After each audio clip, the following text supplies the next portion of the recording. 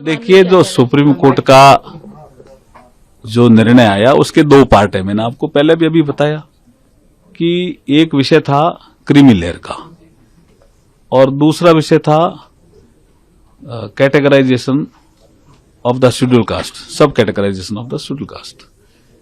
इन दो विषयों में सुप्रीम कोर्ट ने एक में तो ऑब्जर्वेशन दिया, तो ऑब्जर्वेशन तो कोई जजमेंट का पार्ट नहीं होता। और जब SC/ST के सांसदों को, जो बीजेपी के सांसद थे, जब उनको लगा कि ये विपक्ष भ्रम फैला रहा है, विपक्ष के MP भी कुछ ऐसा कह रहे हैं कि इस फैसले से क्रीमी लेयर SC/ST में भी आ गया, तो उसके लिए ज्ञापन दिया प्रधानमंत्री जी को 9 अगस्त को।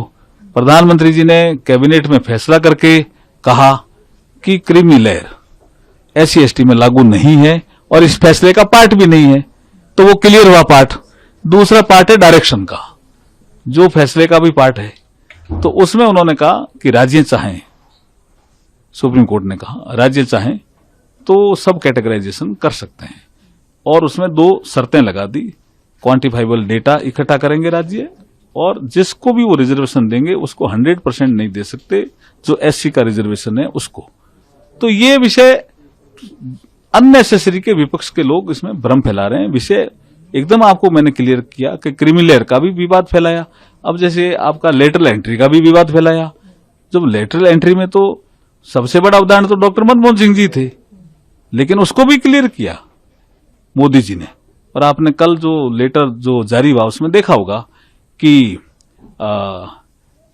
जो लेटरल एंट्री वाला जो लेटर था, जो वो विड्रॉ हुआ, और उसमें सोशल जस्टिस का इनपुट आने तक इसको विड्रॉ किया गया। इसका मतलब SC/ST OBC के हितों की रक्षा करने का काम मोदी जी लगातार करते आ रहे हैं और आगे भी करते रहेंगे।